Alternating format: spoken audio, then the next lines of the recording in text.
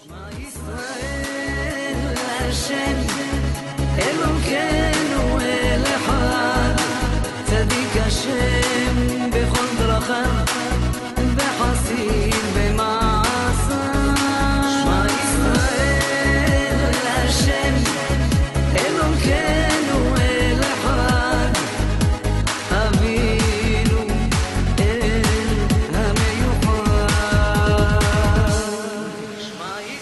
Torah, les mitzvot, c'est l'antidépresseur.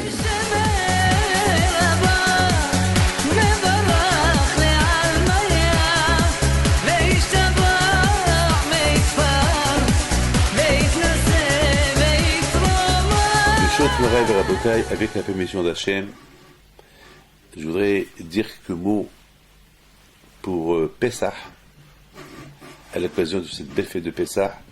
Nos sages disent Hayab Adam la'ot et atzmo kilo yatzem Mitzrayim. Chacun de nous, il doit avoir l'obligation de se sentir comme s'il est sorti de l'Égypte. Et le Gaon de Vilna, il explique que il faut vraiment, lorsqu'on dit Hayav, c'est obligé, c'est que vraiment, il faut sentir comme si on a quitté l'Égypte. Chose qui est difficile, vraiment. D'ailleurs, dans la Haggadah, on dit que Rabban Gamliel, il dit tout celui qui dit pas 3 choses à Pessah n'a pas été acquitté de la mitzvah de Pessah.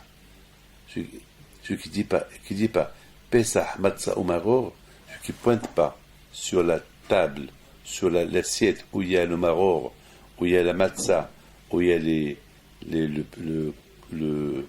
le zéroir, alors celui qui pointe pas, il dit pas Pessah, matzah ou maror, n'a pas été acquitté. C'est-à-dire que quelque part à Pessah, chacun de nous, il doit savoir pourquoi c'est Pessah. C'est-à-dire que c'est une mitzvah à Pessah de parler de l'Égypte. Pessah, c'est la fête de la Emouna. C'est-à-dire que Pessah, vraiment, c'est pas de la rigolade. Pessah, c'est pas une fête de vacances, c'est pas une fête où les gens ils se baladent, où les gens c'est une fête de famille. Non. Avant que Pessah, c'est une fête de famille, une fête qu'on voulait l'appeler, Pessah, c'est avant tout notre fête. C'est la fête d'Hachem. Pessah ou l'Hachem. Pessah, elle rappelle la naissance du peuple juif. Le peuple juif était un peuple esclave pendant 430 ans en Égypte et est devenu un peuple autonome. Il est devenu un peuple qui a reçu la Torah et que Hachim il a guidé dans le désert pendant 40 ans et après il lui a donné Eretz, la terre de Canaan. Cette terre que Hachem il a promis à Abraham, Isaac et Yaakov pour leurs descendants. Donc ça veut dire que Pessah, c'est notre naissance. Pessah, s'il n'y avait pas Pessah, on ne saura pas d'où on est venu. À Pessah, chacun de nous, il va monter à ses origines, à Pessah. Donc, c'est la raison pourquoi Pessah, on doit se sentir comme si on a quitté l'Égypte. Vous savez, c'est dur quand même. C'est dur. Chaque année, je me pose cette même question. Moi, je ne connais pas l'Égypte. Je sais très bien que Pessah, c'est une belle fête, mais je peux faire une fête pour se souvenir que nos parents ils étaient esclaves, je comprends, mais pour me dire que moi, David Pinto, j'étais esclave en Égypte, il faut que j'imagine que j'étais esclave en Égypte et j'étais en Égypte, c'est dur, c'est pas facile, c'est très très dur. Alors, comment peut-on expliquer cela? Vous savez très bien que à Pessah, on n'a pas le droit de manger du pain. Vous le savez tous. Pourquoi? Où est le mal? Pourquoi on ne mange pas le pain à Pessah? Le pain, pour se rappeler du pain azim qu'on a mangé. Alors pourquoi on ne mange pas du pain? C'est pour ça qu'on mange la galette. La galette est un peu dure. Alors pourquoi on n'achète pas du pain? Pourquoi la Torah ne fait pas qu'on fait du pain dur, un pain qu'on va le laisser quelque part pendant 2 mois, ça qui devient comme de la caillasse, très très dur, et on en mange à Pessah pour se rappeler que nos parents ils ont mangé du pain dur en Égypte, pour se rappeler de l'esclavage. Voilà. Et on peut manger de la galette aussi, si Hachem veut. Mais pourquoi cette guerre du pain? Il faut faire l'annulation, il faut vendre le hametz, il faut cachériser la maison. Tout cela pourquoi? Quelle est la raison de tout ça? Pourquoi? Au contraire, on peut manger. C'est le contraire. On mange du pain. Vous savez qu'aujourd'hui, la galette, aujourd'hui, elle est bonne, la galette. La galette, elle va nous rappeler quoi? Le pain dur qu'on a mangé en Égypte. Mais la galette, elle est bonne. Par contre, si on mange du pain qui est dur, ça va nous rappeler le pain dur qu'on a mangé en Égypte. C'était pas du pain, c'était pas de la baguette, c'était pas des croissants, c'était vraiment du pain dur. Vous savez, mes enfants, mes amis, je voudrais vous dire quelque chose. Je me suis toujours posé la question pour les sacrifices. Quelle est la raison pourquoi on fait les sacrifices? Plusieurs fois on a expliqué que les sacrifices, c'est pour nous rappeler que lorsque quelqu'un il faute, il apporte un sacrifice au temple.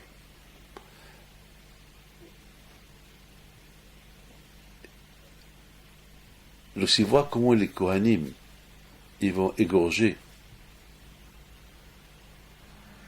l'animal et comment ils vont le brûler après et comment ils vont découper l'animal, celui qui a fauté, celui qui a porté le sacrifice, comme il dit le Ramban, il imagine qu'est-ce qu'il aurait pu lui arriver par rapport à la faute qu'il a fait.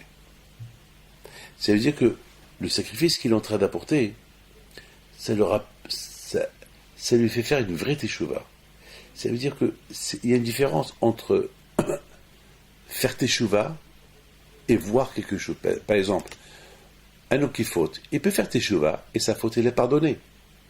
Mais Hachem, il a voulu que l'homme, il imagine qu'est-ce qu'il aurait pu lui arriver par rapport à la faute qu'il a fait. Et c'est la raison pourquoi il apporte un sacrifice. C'est-à-dire qu'Akadosh Baruch Hu, il a créé une situation à l'homme pour qu'il se met à la place du sacrifice, pour qu'il réalise la faute qu'il a fait. Vous savez, beaucoup des fois, la Torah dit par exemple, aime ton prochain comme toi. Parce qu'en général, l'homme, il est proche de lui-même. Son copain, c'est pas son problème. Mais la Torah dit, si ton copain il est malade, pour bien le comprendre sa maladie et le besoin qu'il a besoin, et combien il faut le soutenir, imagine-toi que tu es à sa place. C'est dur, mais imagine-toi. On ne veut pas imaginer, mais imagine. Une fois que tu imagines si tu aurais été à sa place, alors là, peut-être tu vas comprendre son malheur, tu vas pouvoir l'aider plus. Pour pouvoir comprendre la faute que l'homme il a fait, il faut qu'il voit le sacrifice qu'il est en train de sacrifier, ce que lui il aurait pu être, et Hachem il a épargné de cette mort, et c'est l'animal qui prend sa place. Vous savez, souvent j'ai raconté quelque chose qui s'est passé à Ashdod. Je l'ai raconté déjà, mais c'est pas grave, je le raconte encore une fois. Que quelqu'un il avait entendu que quelqu'un il a fait un accident, mais il a dit uniquement le nom de famille, mais pas le prénom. Alors vous savez, les gens qui ont côté de notre famille, chacun il avait peur. Peut-être c'est de sa famille. Et alors, finalement, ils ont entendu de qui ça parle, chacun il s'est soulagé. Ah, c'est pas mon cousin. Ah, c'est pas mon frère. Ah, c'est pas mon oncle. Ah, c'est pas mon voisin. Ah. Vous comprenez? Ça veut dire que cet accident de voiture qu'ils ont entendu, ça les a un peu mis en examen tous. Ça pouvait être quiconque. Eh ben, justement, la Torah, elle veut qu'on arrive, lorsqu'on entend que Dieu préserve un malheur qu'il a avec quelqu'un, que ce soit dans notre famille, que ce soit pas dans notre famille, que ce soit un étranger, il faut avoir la même peine. C'est pas, une fois que tu as entendu, c'est pas ta famille, je suis pas concerné. Il faut être concerné. Par exemple, à Pessah. Pourquoi on donne la tzedaka à Pessah? Parce qu'à Pessah, on doit se sentir concerné. Ça veut dire que, grâce à Dieu, j'ai tout pour pouvoir passer une bonne fête de Pessah. Mais la fête de Pessah, c'est la fête de l'indépendance de tout le monde. C'est la fête de la libération de tout le monde. Or, tout le monde, il doit se sentir libre. Pas que toi seul. Non, il faut tout faire pour que ceux qui sont dans le besoin, eux aussi, ils auront de quoi passer Pessah. Et c'est ça le but de la fête de Pessah. Le but de la fête de Pessah, c'est une fête qui est pour tout le monde.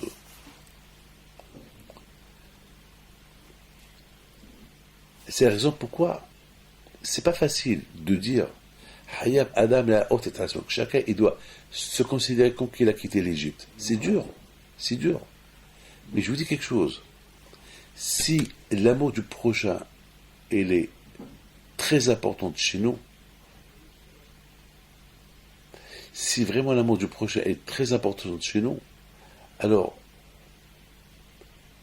la fête de Pessah représente non seulement la fête du passé, la fête que nos parents ont été libérés, mais il faut qu'on ramène cette fête du passé au présent. De la même façon qu'au passé, nos parents ont été libérés, alors la fête de maintenant, au lieu de fêter la fête du passé, viens, on va fêter la fête du présent. Alors comment on va fêter la fête du présent? En libérant ceux qui sont dans le besoin. Et en libérant ceux qui sont aujourd'hui dans le besoin, eh ben, nous-mêmes,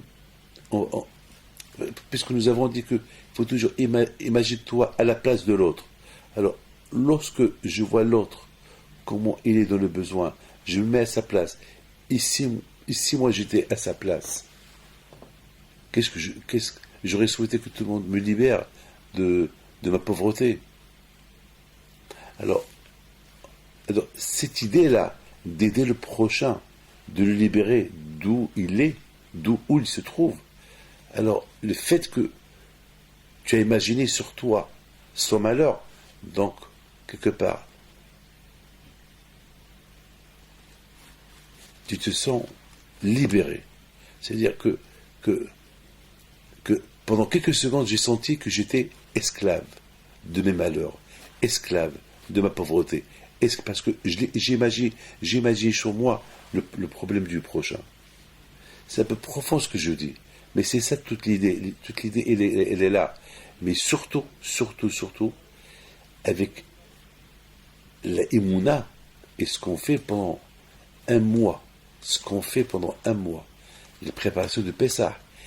Et si on les fait vraiment avec bon cœur, ça va nous emmener vraiment à imaginer que nous sommes libres, comme si nous avons été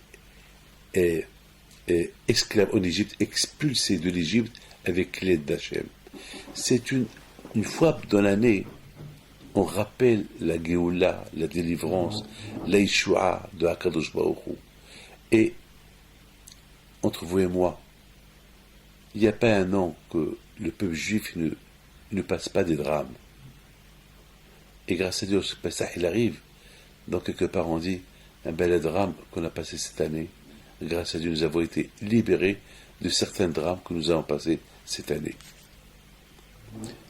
Mes amis, je voudrais, vous dire quelque chose. Pessah. À Pessah, c'est du verbe sauter. C'est quelque part, Hachem, il veut qu'à Pessah, on arrive à sauter, nous aussi. Hachem, il a sauté, Pessah ou Hachem, Pessah, Hachem, il a sauté les maisons juives, il les a épargnées, il a tué les premiers Égyptiens, comme punition pour que les Égyptiens sentent une grande douleur pour vraiment libérer les Juifs de l'Égypte. Mais d'autre côté, moi je me rappelle de ce passage Hachem en Égypte, mais moi aussi il faut que je me rappelle de mon propre passage de sauter sur mes fautes, de sauter sur ma puissance, de vouloir uniquement penser à moi-même, et là je vais passer à autre chose, je vais penser à l'autre.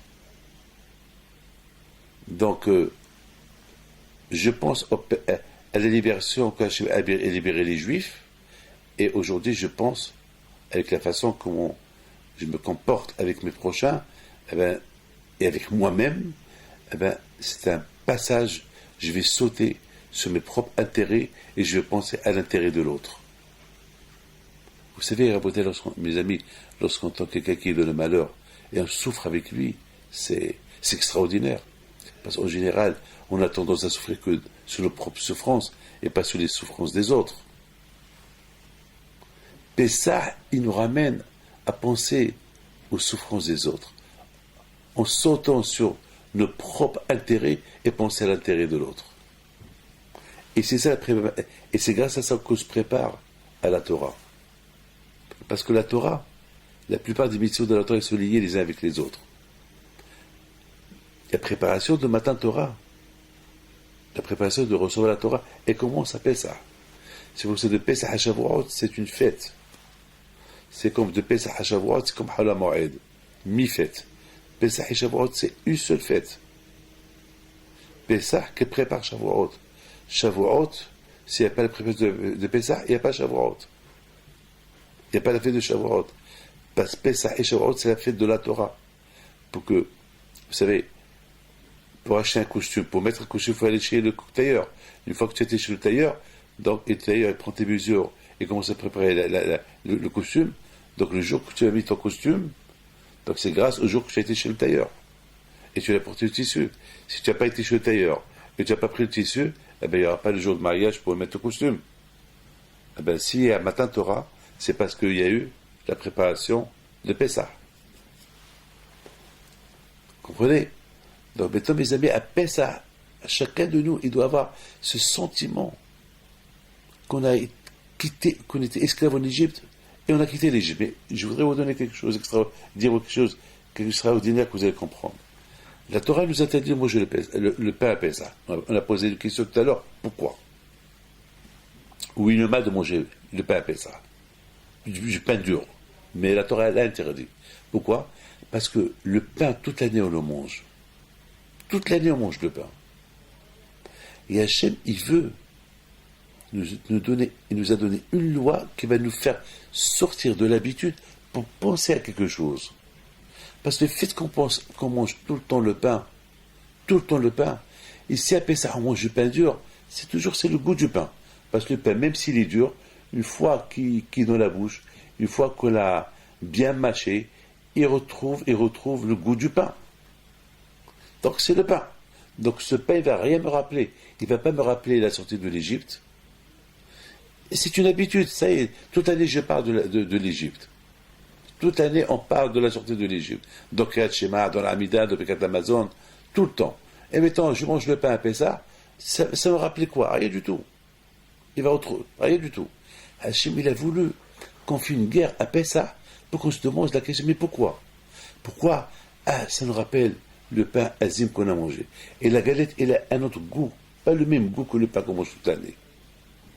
Il manque la levure, il n'y a pas de levure. Alors ça veut dire qu'à Pessah, le fait qu'on ne mange pas le pain à Pessah, ça va nous ramener à une vraie pensée. C'est quoi la vraie pensée? C'est la matzah c'est ce pain azim qu'on mangeait en Égypte. Donc quelque part, avec ça déjà, on va déjà, avec les mounas que nous avons, on est croyant que Hachem nous a libérés de l'Égypte, donc ça va nous faciliter de réfléchir que ce pain-là, on le mange parce que nous avons été esclaves en Égypte, et Hachem nous a libérés de l'Égypte, il nous a traité de pain, il nous a donné à manger la matzah. Donc quelque part, on va commencer à réfléchir, et si Hachem ne nous aurait pas libérés, nous serions aujourd'hui en Égypte, esclaves encore. Donc le fait de cette idée-là, elle nous ramène à la pensée qu'on était esclaves en Égypte. C'est-à-dire les conséquences des choses. C'est la raison pourquoi Hachem nous a interdit de manger le pain. Pour couper l'habitude du pain et arriver à une autre idée, la vraie idée qu'on a mangé ce pain azim en Égypte, Et Hachem nous a libérés, on l'a mangé à la sortie de l'Égypte. Et si on n'aurait pas été libérés, ben on ne serait pas là aujourd'hui. Donc, et on serait encore esclaves. Donc, quelque part, pendant quelques secondes, on va penser qu'on était esclaves, on a été libérés. Voilà les idées que je passe à Akadosh Baruch Hu. Il ne peut pas nous donner des mitzvot à faire si on ne peut pas les faire. Donc, Akadosh Baruch Hu, il y a des mitzvot qu'il nous donne à faire, que c'est impossible de les faire, alors Akadosh nous donne à côté comment pouvoir les faire, et bien les faire, et les sentir. Alors voilà la raison pourquoi on ne mange pas le pain à Pessah, pourquoi on mange la galette, et à travers le fait qu'on ne mange pas le pain à Pessah, on va arriver à sentir qu'on a été esclave en Égypte, et nous avons été libérés de l'Égypte. Et surtout, mes amis, n'oubliez pas une chose, que Pessah, on mange la galette. Le Hametz, qui représente la Ga'ava, l'orgueil. La Matzah, qui représente la Hanava, être humble. Et c'est ça, mes amis, la préparation de Matan Torah. La préparation de Matan Torah, c'est être humble. Hachem, il veut qu'on soit humble. Parce qu'on ne peut pas acquérir la Torah dans la Ga'ava, avec l'arrogance, l'orgueil. C'est impossible. C'est très important pour Hachem. Donc, quelque part, en mangeant la galette, on pense matzah mitzvah. On pense aux mitzvot que Hachem va nous donner dans la Torah. On pense que la Torah, ça ne marche pas avec la Ga'ava. Donc, déjà, et en plus, on sent que comment je peux être orgueilleux alors que j'étais esclave, j'ai souffert. Et comment maintenant je vais être orgueilleux? Ça suffit. J'ai appris à être esclave. J'ai appris à me soumettre aux exigences de Paro. Et maintenant je vais me soumettre aux exigences d'Hachem qui sont bien pour moi, qui sont à ma faveur. Que Hachem ne m'a pas donné mitzvot uniquement pour me blesser, pour me faire souffrir. Non. Il me les a donnés uniquement parce qu'il me veut m'aider. Je voudrais vous dire, il y a dans la Torah quelque chose qui est extraordinaire. On a vu que lorsque Hachem s'est dévoilé à Moshe Rabbeinu, dans le buste dans cet arbre de feu, et lorsque Moshe Rabbeinu voit un arbre qui ne brûle pas, il dit c'est pas possible. Le feu, il brûle le bois. Et pourquoi cet arbre ne brûle pas? Alors, il a vu à l'intérieur, il avait un malach, il avait un ange. Alors Moshe Rabbeinu a fermé ses yeux. Donc, une fois j'ai posé une question, j'ai dit, on voit de là que Moshe Rabbeinu, alav shalom, il avait, par respect d'Hachem, il n'a pas voulu voir trop ce feu-là. Mais d'autre côté, lorsque les Bnei Israël, ils ont fauté avec le veau d'or, on a vu que Moshe Rabbeinu dit à Akadosh Baruch Hu, montre-toi, ha'enina kivodecha, je veux te voir. Alors d'un côté, c'est un peu bizarre. D'un côté, on voit Moshe qui a peur de voir Hachem, par respect, et de l'autre côté, il dit, je vais te voir. C'est bizarre. Alors, la réponse, je pense, c'est comme ça la réponse. La réponse, je pense que Moshe Rabbeinu alav shalom, lui, c'est pas que Dieu préserve qu'il a la Ga'ava. Non. Il n'y a pas un homme aussi tzaddik que Moshe Rabbeinu. Il faut savoir, Moshe Rabbeinu, il comprenait les choses. Au moment qu'il a vu cet arbre qui brûlait, il a compris qu'il n'a pas le mérite de voir cet arbre-là. Donc, il a caché ses yeux. Mais une fois qu'il est devenu leader des Bénis Israël, il a commencé à être le représentant des Bénis Israël, et lorsque les Bénis Israël fautent, il prie pour eux. Là, il dit à Hachem, je veux te voir, pourquoi pas maintenant? Je représente tous les Bénis Israël. Il faut que je te connaisse davantage. Il y a des différences. Lorsque j'étais Moshe, j'étais moi-même, donc j'étais obligé de faire attention. Je devais te connaître selon mes moyens. Ça veut dire, selon comment je te sers, je vais te connaître. Mais là que je représentais à Israël, le peuple d'Israël, Et j'ai besoin de te connaître davantage parce que il se peut, pour te connaître plus, pour que si les bénis Israël faute, je saurai comment le protocole, comment se comporter avec toi. Toi, Hachem, tu es le roi des rois, tu as un protocole. Et moi, je représente les bénis Israël, et parfois, peut-être s'ils faute, et je fais une prière pour eux, il se peut que je ne la fais pas selon ce que tu es, Hachem. Mais si je sais comment tu es, Hachem, alors je vais faire attention à être un mieux représentant de l'âme Israël. C'est pour ça, Hachem, il y a une différence entre avant que j'étais seul et maintenant que je représente tout le peuple juif. Il y a une différence entre un individu qu'il est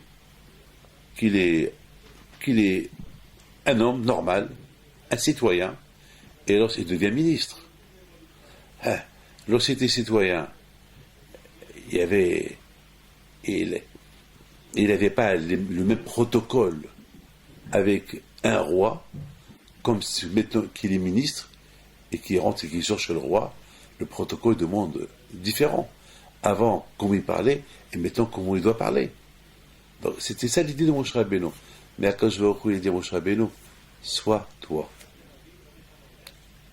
Je peux pas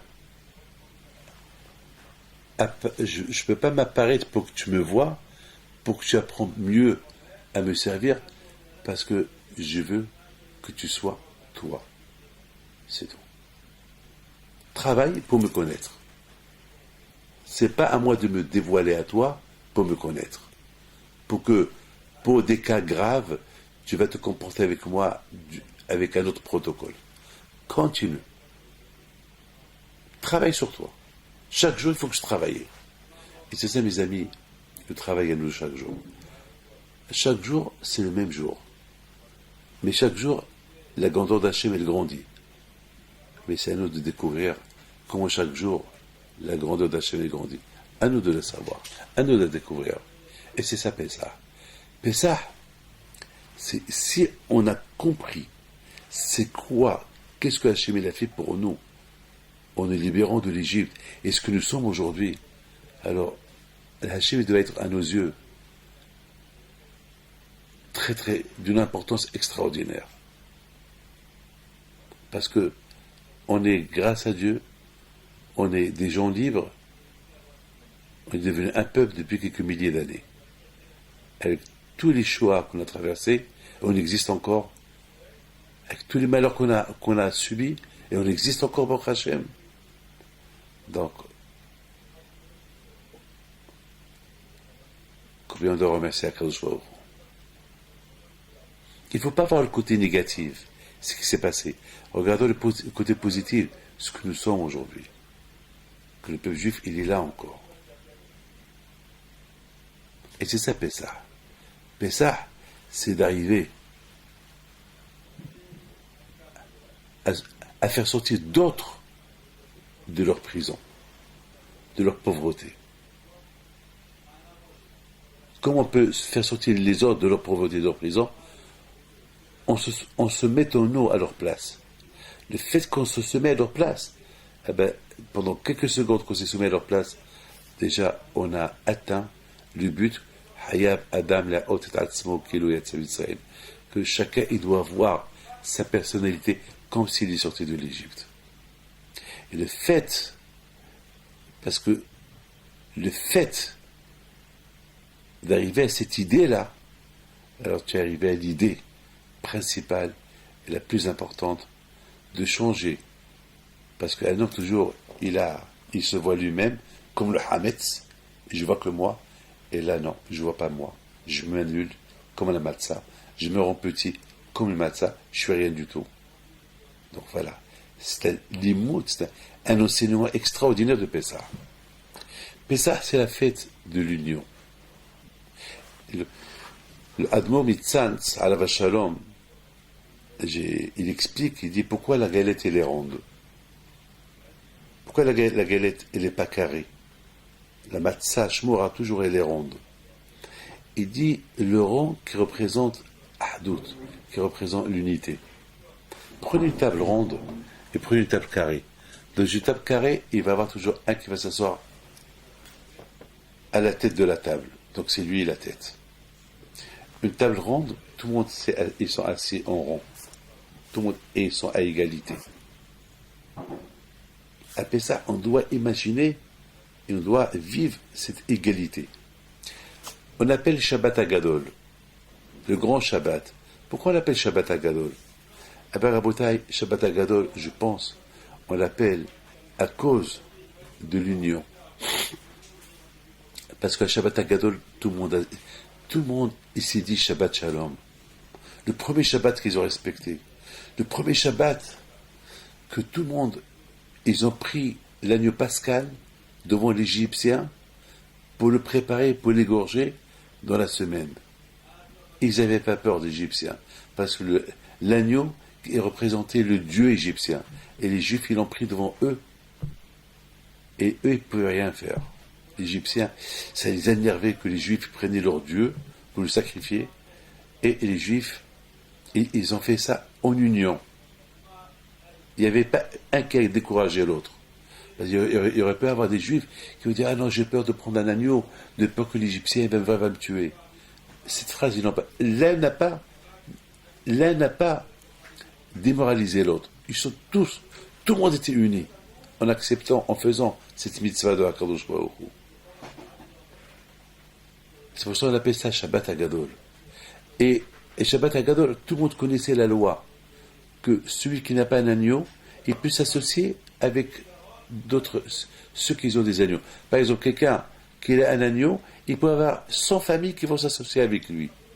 Il va dire à tout le monde, venez, ne me donnez pas d'argent, venez, mettez avec votre main sur mon agneau et dites-vous que vous êtes partie de cette, vous êtes propriétaire de cet agneau-là. Ahdout.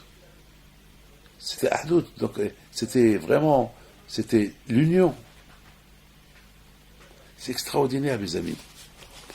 Vous savez, mes amis, je voudrais simplement vous dire une chose. Lorsque j'étais en Argentine, j'ai vu un homme qui fait peur. Un homme qui fait peur. Leicester Hachemishmo, il avait gravement malade, donc presque la moitié de la tête, on ne la voyait pas. Je ne pouvais même pas le voir. J'avais peur de le voir. Il y avait sa mère, il y avait sa femme et sa fille.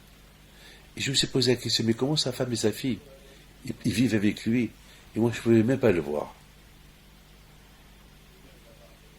Et de temps en temps, je levais les yeux pour le voir, tout de suite j'abaissais les yeux. C'était affreux. C'était vraiment affreux. Et puis je me suis dit, tu vois David, sa femme et sa fille, sa femme c'est sa femme, sa fille c'est sa fille. Ils l'ont accepté tel qu'il est, c'est le papa, c'est le mari. En plus il y a l'habitude, ils ont déjà l'habitude de le voir. Moi j'ai jamais vu ça. Mais il se peut que David, puisque c'est la première fois que tu le vois, le fait que tu ne le vois pas assez dans les yeux, tu ne te sens pas le malheur où il se trouve. Alors, il faut le regarder. Vous voyez, mes amis, après j'ai commencé à le voir, et j'ai commencé à apprendre à le voir. Mais c'était dur pour moi de dire, ben je m'imagine être à sa place. Parce que qui veut imaginer être à sa place? Personne. Mais à un moment donné, la peine que j'avais pour lui, je suis arrivé à me dire, David, tu te rends compte, et si toi tu étais à sa place? C'est comme ça qu'on peut faire une bonne prière à quelqu'un, si on se met à sa place. Hachem, il veut que toujours on se met à la place de l'autre. Parce que l'habitude, on a l'habitude d'écouter des malheurs. Par exemple, ceux qui travaillent dans la Hebra Kadisha, ils ont l'habitude de voir des morts. Mais est-ce que si ils imaginent qu'ils se mettent à la place de ce mort-là, ça va leur donner à réfléchir. Hachem, il a voulu qu'on sorte de l'habitude qu'on parle toujours de l'Égypte sans imaginer qu'on était Égyptiens, esclaves, et Hachem nous a libérés, il nous a donné la délivrance, il nous a pris comme peuple, il nous a choisis, il nous a donné des fêtes, il nous a donné un titre d'un peuple, son peuple, il nous a donné la terre de Canaan. Jusqu'à là, jusqu'à maintenant, il nous protège encore. Donc la sortie de l'Égypte, tant que Mashiach n'est pas venu, on est encore lié avec l'Égypte. Parce que le fait qu'on est lié avec l'Égypte, on est lié toujours avec l'espoir d'une autre libération. Parce que la libération de l'Égypte, c'était une libération, c'est vrai, mais on est encore aujourd'hui dans l'exil. Donc il manque, on veut qu'Hachem il libère son peuple comme avant.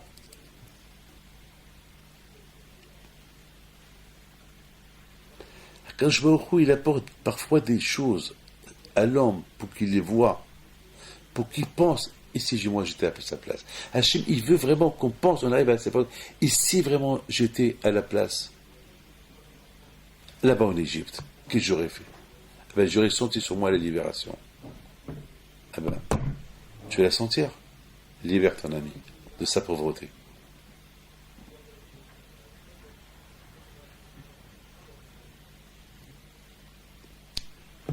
Comment il s'appelle, dans la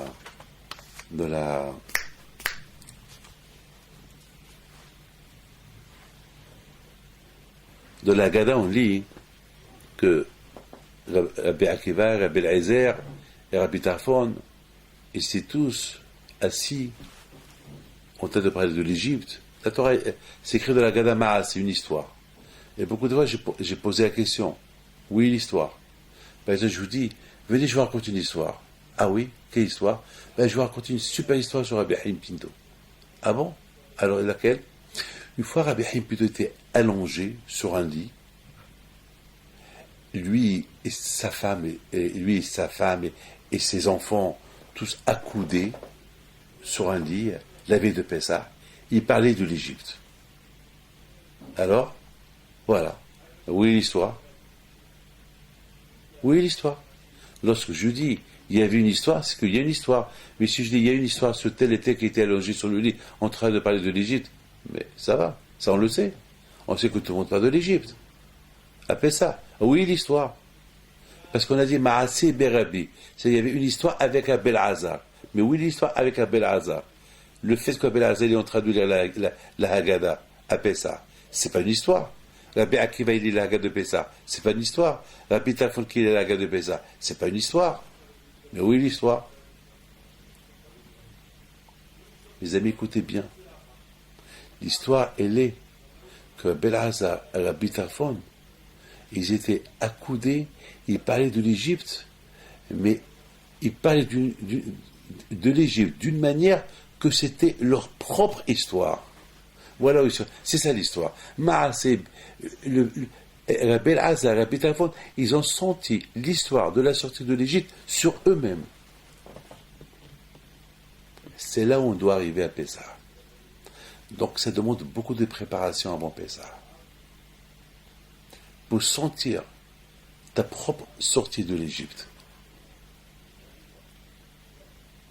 Sentir ta propre sortie de l'Égypte, c'est pas facile. Il y a des préparations. Pour manger un bon repas, il faut une préparation. Non seulement la viande et les légumes, mais il faut aussi les épices, et combien de temps ça doit rester dans le feu. Ça demande une préparation. Vous savez, mes amis, que c'est écrit dans la Torah, c'est extraordinaire. Quand Akashvaro demande aux Juifs qu'on doit apporter Mina Bakar, Mina Tzon Korbanchem. Akashvaro, il veut qu'on apporte, lorsqu'on doit apporter un sacrifice au temple, on doit apporter des animaux domestiques. Des animaux qui vivent avec nous, comme par exemple les pigeons, les vaches, les brebis, les taureaux. C'est des animaux qui sont là, qui sont domestiques. Hachem, il ne veut pas qu'on apporte des animaux qui ne sont pas comme les cerfs, comme les gazelles. Ils sont cachers, mais la Torah elle nous a pas donné à apporter des sacrifices qui ne sont pas à côté, qu'il faut aller à la chasse. Imaginez-vous que le Torah il nous donne un, un, un animal qu'il est en Australie. Alors, comment on va faire? Alors moi, je me suis posé une question.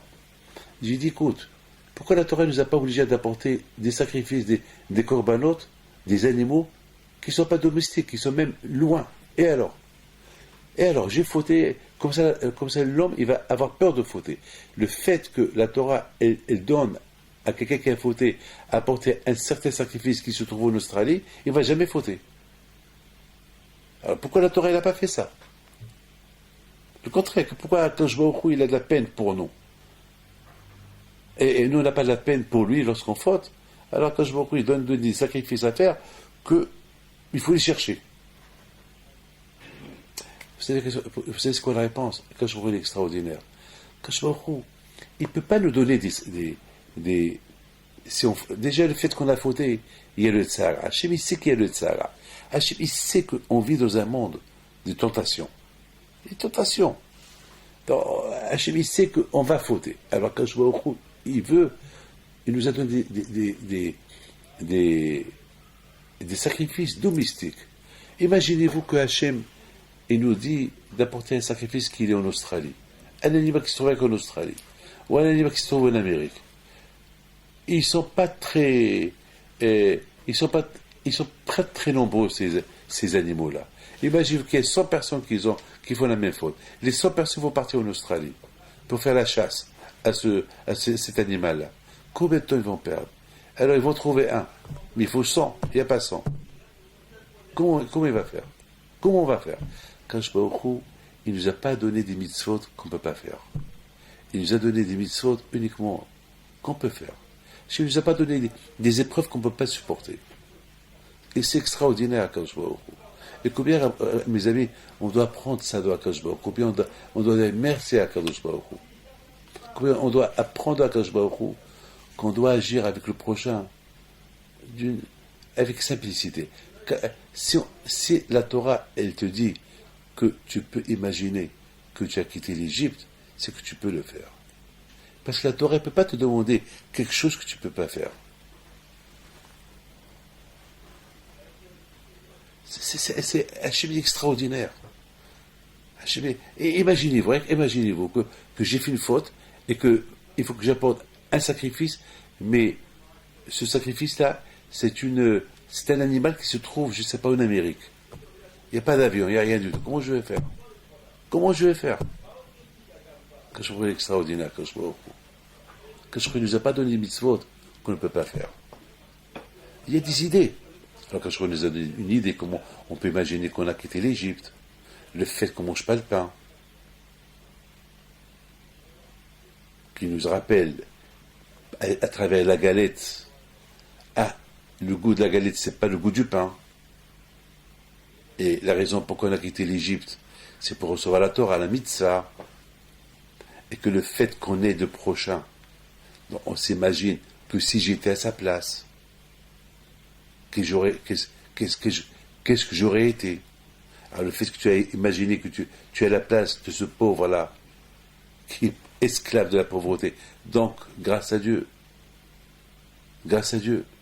voilà, et je ne suis pas pauvre, donc comme si tu as été libéré de ta pauvreté. N'oublie pas que lorsque tu étais en Égypte, tu étais pauvre. C'est extraordinaire. Vous savez, il y avait une histoire extraordinaire qui s'est passée avec mon grand-père, Rabbi Shlomo Pinto, et Rabbi Khalifa Malkal, que Dieu reposera mon paix. Ils étaient en train de faire la prière à Kippour, et eux, ils étaient riches. Ils avaient des bateaux. Ils allaient en Angleterre apporter de la marchandise. Et voilà, pendant la fête de Kippour, on vient chez eux, on leur dit que les bateaux ils sont arrivés en bonne santé au port d'Agadir. À un moment donné, Rabbi Khalifa Malka et Rabbi Shlomo Pinto, ils vont prier à Hachem que ces bateaux ils coulent. Une heure plus tard, on vient leur dire que les bateaux ils ont coulé. Il y avait eu un tourbillon, mais les gens ils avaient le temps de se sauver du bateau et aucun n'est mort. Mais les bateaux, la marchandise a coulé. Ils ont posé la question au tzadikim, Mais pourquoi vous avez fait ça? Ils ont dit parce qu'à Kippour, c'est le jour du pardon. À Kippour, c'est le jour du pardon. On vient m'annoncer une bonne nouvelle que nos bateaux ils sont venus de l'Angleterre. Donc automatiquement on a commencé à penser l'argent qu'on va gagner avec cette marchandise-là. À Kippour, et c'est le jour de Kippour que on va commencer à penser ça. Alors on a demandé à Kadosh Baruch Hu pour qu'on ne soit pas perturbé par l'argent à Yom Kippour. On a préféré tout perdre. Comme ça, on va demander à Kadosh Baruch Hu qui nous donne la parnassa. Parce que pendant quelques secondes, on a pensé, on a déjà la parnassa. Et le fait de penser, on a déjà la parnassa, on est en train déjà de penser, on n'est pas dans la fête. Mais regardez, mes amis, c'est à dire comment ils imaginent, ils se sont imaginés riches, et que cette richesse, il va les perturber dans la prière, et combien ils imaginent, c'est mieux qu'on est pauvre, pour qu'on demande qu'on soit. On dépend de la cause. Parce que quelqu'un qui se dit riche, il oublie qu'il dépend d'Hachem. Alors ils sont imaginés pauvres, ils ont prié qu'ils deviennent pauvres, qu'ils perdent tout, pour que maintenant ils disent, voilà maintenant toi Hachem, on dépend que de toi. À toi de nous apporter la panassa. Voilà comment Rabbi Chesef Malka et Rabbi Shimon Pito ont vu les choses. C'est extraordinaire. C'est extraordinaire, c'est extraordinaire, c'est extraordinaire. Tu manges la galette à Pessah qu'elle est ronde, tu penses à Ahdout. Tu penses à Matan Torah. Tu penses que tu étais rien du tout. C'est de la folie. C'est de la folie, c'est de la folie. Comment voulez-vous que je vous dise? Comment voulez-vous que je vous dise? C'est extraordinaire. La Torah, elle est extraordinaire. Et c'est ça, Pessah. Pessah, c'est quoi Pessah? Comme je vous ai expliqué tout à l'heure, il y a l'habitude. Pourquoi on ne mange pas le Hametz à Pessah? Ah, l'habitude. L'habitude. Même que chaque année on pense, merci Hachem, tu nous as libérés de l'Égypte, mais on ne le pense pas réellement. On le pense réellement lorsqu'on mange la galette. On sort de l'habitude. On mange la galette. C'est extraordinaire.